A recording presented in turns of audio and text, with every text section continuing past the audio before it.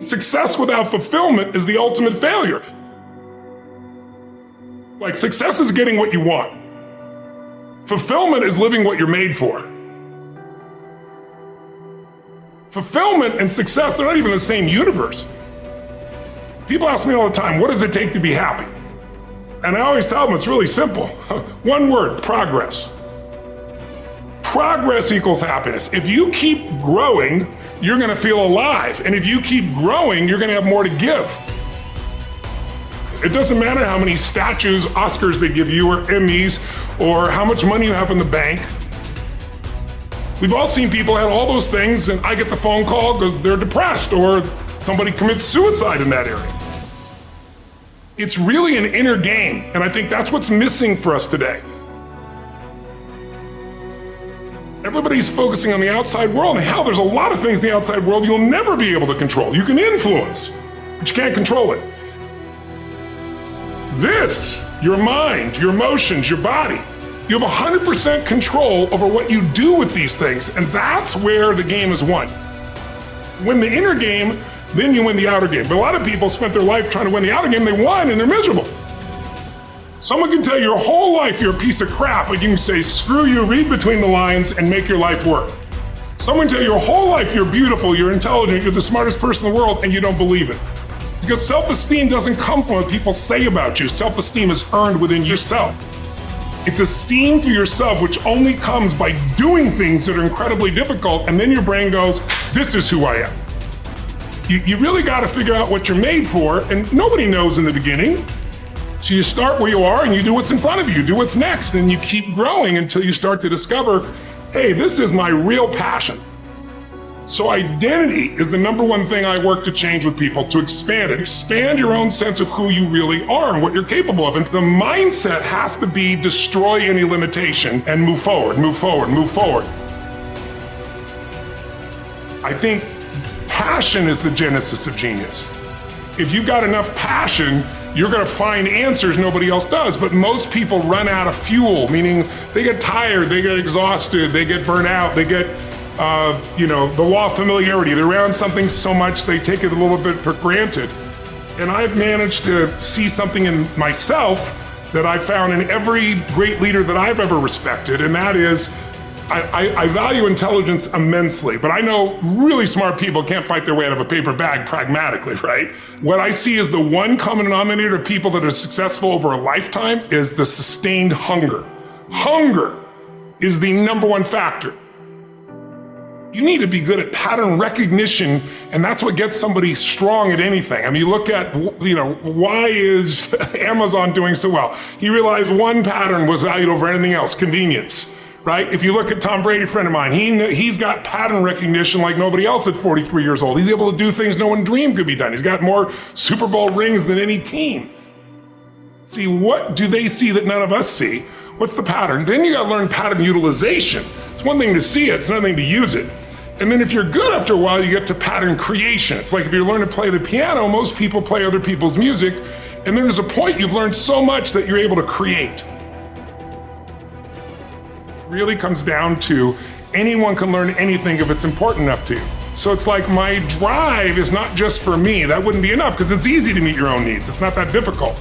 But if you can find something that you care about more than yourself, your daughter, your son, your family, your business, your mission, your community, whatever it is, that's really the secret to energy and vitality and strength and really learning. One of the things I want to do with people during this challenge is take things that seem so complex and make them so simple so you do it. Get it really simple, things you can do right now to change your life. You can go to experience it that day, and then you get momentum. Day 1, day 2, day 3, day 4, and all of a sudden now what used to be hard to do is easy to do. And I think for anyone, you gotta understand anyone can learn anything if you can just break it down to its simple core, and that's what I try to do most. And I'm just not willing to settle for a life without passion and aliveness. That's just like there's so much to learn, there's so much to grow, there's so much to give, and I'm wired to grow and give. And I think anybody who gets wired to grow and give is gonna have a really fulfilling life. It doesn't matter what you choose to do, you're gonna be alive.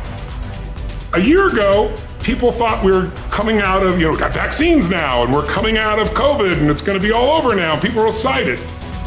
But now, after going through 2 years of this, there's a lot of people now that no longer have a compelling future. Like, people talking about New Year's resolutions. Most people don't even have one, because it's like they never followed through anyway, right?